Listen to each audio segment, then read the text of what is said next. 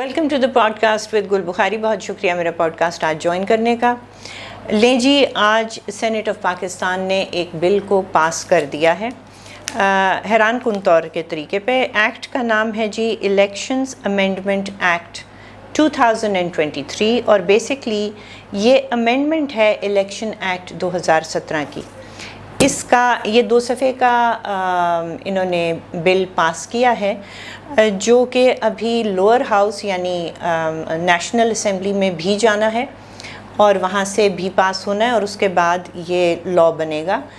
جب اس کی پریزیڈنٹ توثیق کر دیں گے. لیکن یہ آپ اپنی اسکرین پر تو دیکھ سکتے ہیں, 2 صفحات پہ مبنی یہ ایکٹ ہے. تو اس میں لیگل جارگن کو کٹ کرتے ہوئے میں آپ کو بتا دیتی ہوں کہ اس ایکٹ نے کیا کیا ہے. ایک اس نے وہ کام کیا ہے کہ جو ہمارے جج حضرات نے 62(1)(f) کو پڑھا تھا کہ جی کوئی صادق اور امین نہیں رہا, ان کے مطابق اس کو تاحیات نااہل کر دیا تھا. تو پارلیمنٹ نے سینٹ نے یہ کام کیا ہے کہ انہوں نے تاحیاتی کو ختم کر دیا ہے 62(1)(f) میں سے, اور انہوں نے کہا ہے کہ ڈفرینٹ سیکشنز کے ساتھ پڑھ کے notwithstanding anything else, انہوں نے کہا ہے کہ کوئی بھی عدالت انکلوڈنگ ہائی کورٹ ہو, سپریم کورٹ ہو, کوئی بھی ہو, وہ 5 سال سے زیادہ کسی کو نااہل نہیں کر سکتی. یعنی اس کے اوپر یہ نہیں کہا کہ 5 سال کے لیے نااہل کرے گی, لیکن کہا ہے کہ زیادہ سے زیادہ کسی کو 5 سال کے لیے نااہل کیا جا سکتا ہے, جو کہ میرا خیال ہے ناکافی ہے. میرے ذاتی خیال میں, میں جورسٹ نہیں ہوں, صرف ڈی سیٹ کر دینا بہت ہوتا ہے, کیونکہ ایک دفعہ کسی کا جھوٹ فرض کیجئے عوام کے سامنے آ جائے, عدالت میں پروو ہو جائے, تو ظاہر ہے عوام کو پتہ لگتا ہے کہ انہوں نے جھوٹے مفروضوں کے اوپر کسی کو الیکٹ کیا تھا, اور اگلے ہی بائی الیکشن میں میرے ذاتی خیال میں اس کو اجازت ہونی چاہیے کہ وہ الیکشن لڑے. اور پھر عوام اگر اس کو اس کے کردار کی وجہ سے ریجیکٹ کرتی ہے, مسترد کرتی ہے تو کرے, لیکن اس کو دوبارہ ووٹ دیتی ہے, اپنا کانفیڈنس اس کے اندر ریپوز کرتی ہے, یا شاید عدالت کے فیصلے کو غلط سمجھتی ہے, تو پھر وہ عوام کا معاملہ ہے. بہرحال آج سینٹ نے یہ کام کیا ہے. یہی 2 پیج کا بل جو آپ دیکھ رہے ہیں, اس میں انہوں نے ایک کام اور بہت معنی خیز کیا ہے, اور وہ یہ ہے کہ جو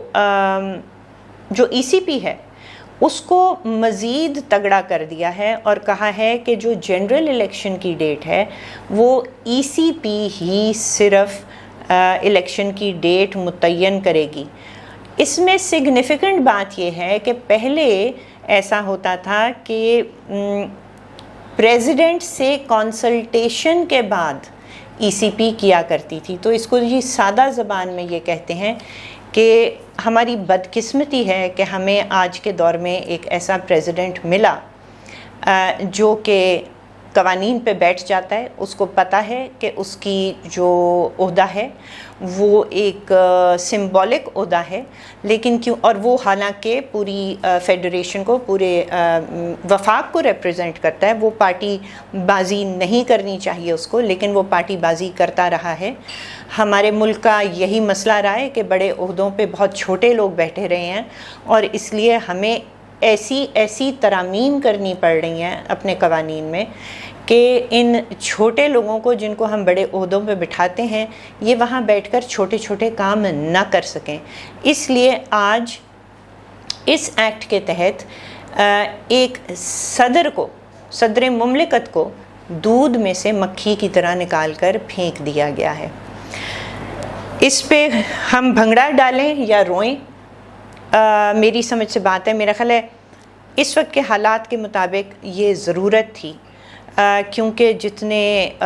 رکاوٹیں صدر صاحب جو ہمارے اس وقت ہیں جو انہوں نے پیدا کی, جو پولیٹیکل انسٹیبلٹی کو انہوں نے فروغ دیا, شاید اس کا یہی حل تھا. بہرحال یہاں لیکن میں آپ کو یاد کرانا چاہتی ہوں کہ مجھے فخر اس بات پہ ہے کہ پیر کا دن تھا, 12 مئی کا دن تھا, آج سے صرف 3 سے 3.5 دن پرانی بات ہے. محترم عبدالقیوم صدیقی صاحب اور میں اسلام آباد میں شالیمار پارک ہے شاید اس کا نام, وہاں بیٹھے ہوئے تھے, اور ان سے میں نے سوال کیا, اور وہ سوال پروڈیوسر صاحب آپ کو دکھائیں گے, اور میں ان سے سوال یہ کر رہی تھی کہ AQS صاحب آپ اور میں ابھی یہی بات کر رہے تھے شو سے پہلے کہ یہ جو تماشا جوڈیشری نے لگایا ہوا ہے اور ناحق لوگوں کو تاحیات نااہل کیا ہوا ہے، اور اس کی میں ابھی وجہ میں چلی جاتی ہوں، کیا واپس جوڈیشری کے پاس جانے کی بجائے پارلیمنٹ ایک ایکٹ کیوں نہیں لے آتی جس میں وہ خود ہی 62(1)(f) کو محدود کر دے چند سالوں پہ؟ جواب آپ جب پروڈیوسر صاحب آپ کو کلپ میں سنائیں گے تو وہ آپ قیوم صاحب کا بھی جواب سن لیں گے۔ آپ ہی نے تھوڑی دیر پہلے ایک انتہائی اچھی بات کی، اور وہ یہ تھی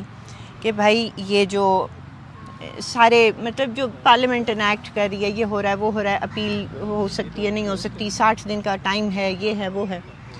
تو کیوں نہ پارلیمنٹ جو ہے وہ ایک ایکٹ پاس کر دے اور جو 62(1)(f) ہے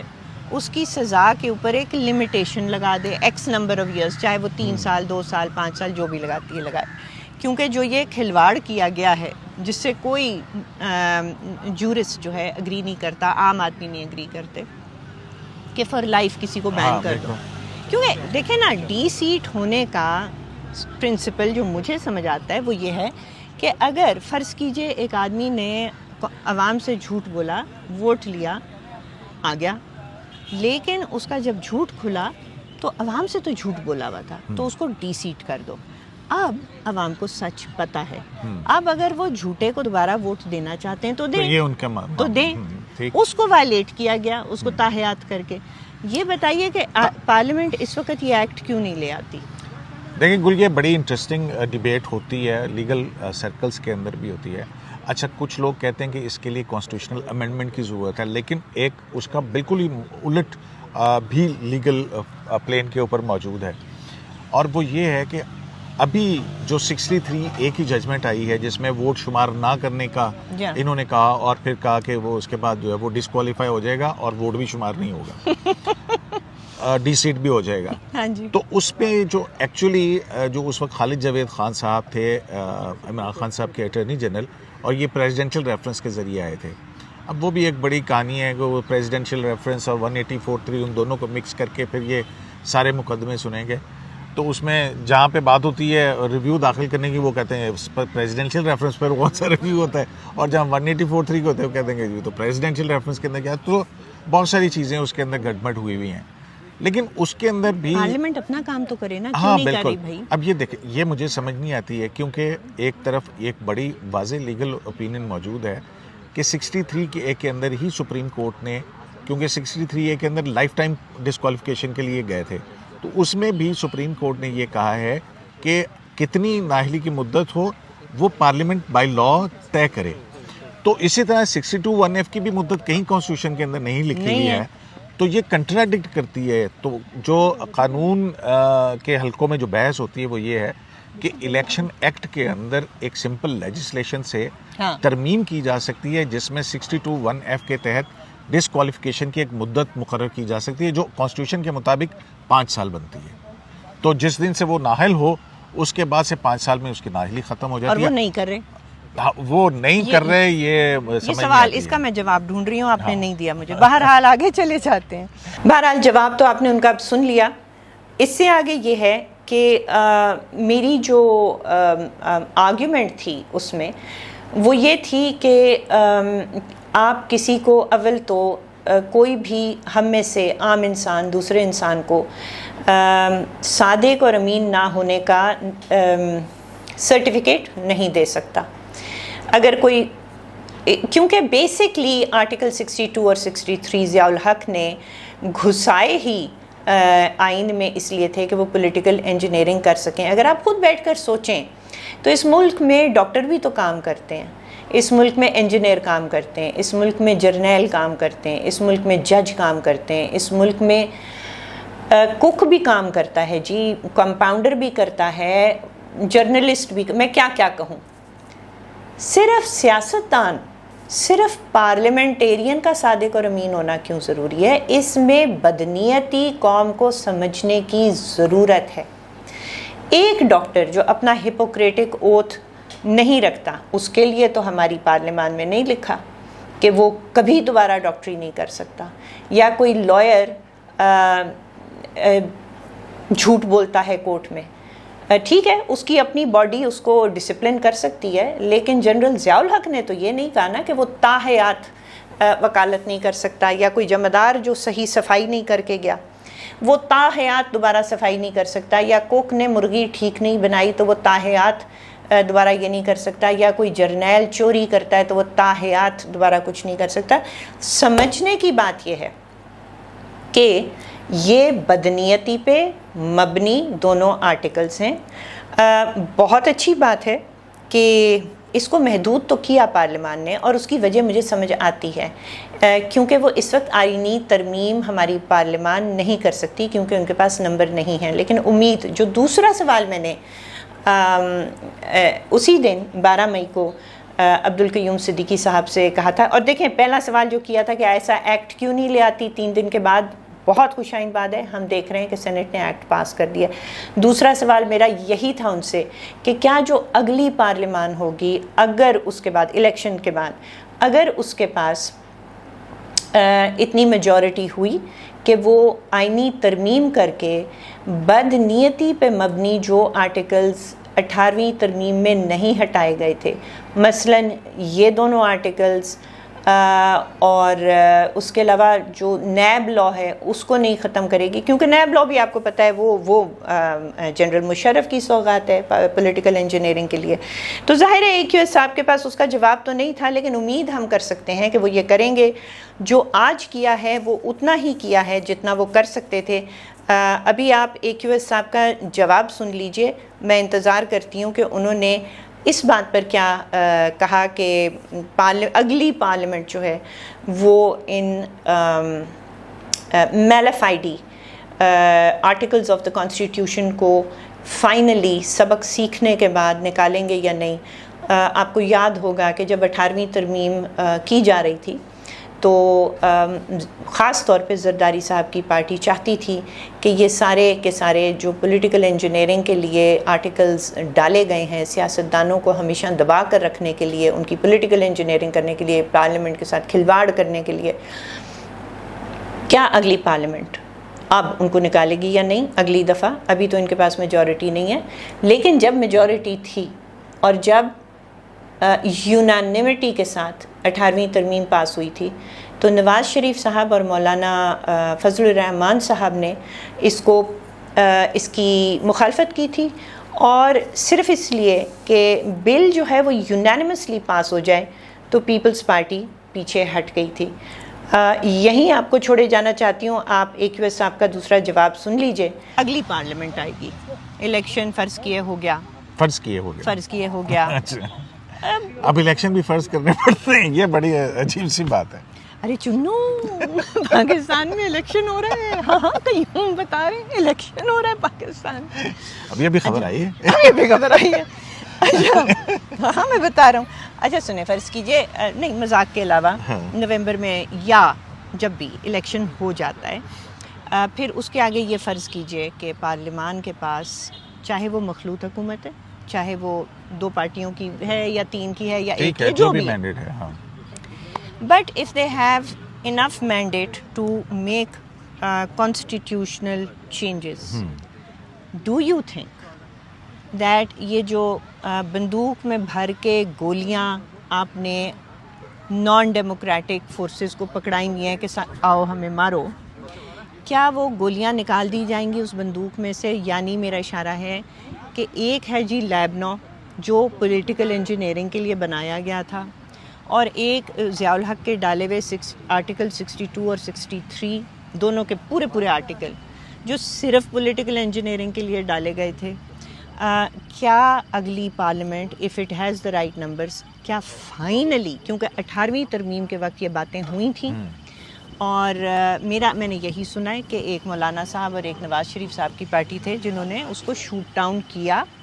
اور پھر اس کا مولانا نے تو کیا بھگتنا تھا, نواز شریف صاحب نے تو اس کا خمیازہ بھگتا. تو کیا اب کافی سارے لوگ سبق سیکھ گئے ہیں, کیا آپ کے خیال میں اگلی پارلیمنٹ ان کو اڑائے گی کہ نہیں اڑائے گی؟ جو 18ویں ترمیم نے صفائی کی تھی کانسٹیٹیوشن کی,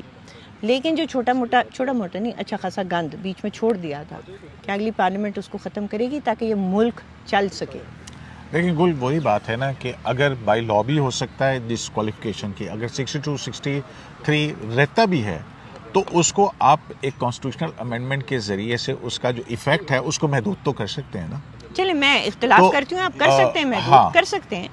تو میرا خیال ہے کہ ایک لمیٹڈ حد تک تو رہنا چاہیے کہ کہیں نہ کہیں. دیکھیں ایک یہ بھی سوال ہے نا گل کہ ہاں ٹھیک ہے کہ جہاں پہ ایک الیکٹڈ آدمی آیا, الیکٹ ہو کے آیا, آپ کنوکشن کی سیدھی لیکن آنے کے بعد وہ اگر وہ کوئی کرپشن کرتا ہے تو آپ کے پاس there must be something. Yes, but کوئی ایسا موڈس اپرینڈی ہونا چاہیے وہ رول آف لا کے تحت ہو, وہ ہونا چاہیے. مثلاً آپ کی کوئی کنوکشن ہے یا آپ کی کوئی فیلنی پروو ہوتی ہے یا کچھ, دیکھیں کسی کو صادق اور امین جو کہ یہ باتیں لائف ٹائم کے لیے, نہیں ناٹ جسٹ لائف ٹائم, سر مجھے بتا دیں پوری دنیا میں سگیشیس رائٹیس, نہیں اور جو لوگ آپ کو جج کر رہے ہیں سگیشیس رائٹیس صادق, وہ بھی ایک عجیب سی بات تھی نا کہ جو ریٹرننگ آفیسرز تھے انہوں نے آیتیں سننا شروع کر دی تھی, انہوں نے پتہ نہیں کیا کہ کچھ اذان دے کے دیکھیں یہ روش روکنی ہے نا, یہ روش, اور یہ جو الفاظ ہیں, یہ جو تعریف ہے, یہ ایک پروفٹ کے لیے ہے, لاسٹ پروفٹ آن دس ارتھ. وہ آپ عام انسانوں پہ لاگو کر کیسے سکتے ہیں؟ اور جو لوگ لاگو کر رہے ہیں ان کا عالم چیک کریں سر,